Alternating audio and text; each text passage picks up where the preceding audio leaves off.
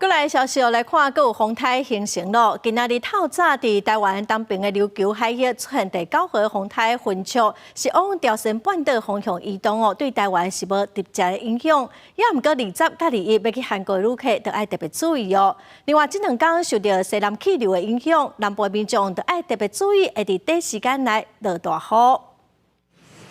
受西南气流的影响，南部不少民众透早出门要上班，就拄到大雨。中央气象署8日嘛针对高雄和屏东发布大雨特报。另外，即马拄好是大流，嘛提醒沿海的民众要加注意。加在即阵雨按算是8日开始就会豆豆减少。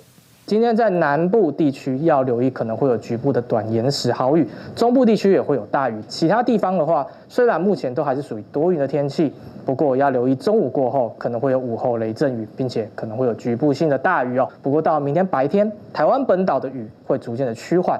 不过在澎金马这个区块呢，风力还是比较强劲，明天还是要留意可能会有局部性的大雨出现。 另外，8日透早2点左右，台湾东边的海面上已经出现第9号风台混触。气象署表示，因为太平洋高压的关系，目前看起来会扫对朝鲜半岛去，对台湾未造成影响。但是向热是旅游大过，有打算要去韩国佚佗的民众，恐惊都会受影响。 它的环流大概是在比较琉球海面这一个区块哦，并不会对台湾带来比较明显的影响。它未来是比较以偏北的方向去移动，也预估在24小时之内呢，都还是维持轻度台风的强度哦。那如果往西的话，因为它还是在比较温暖的海洋面上，所以说还是有可能会维持轻度台风的强度。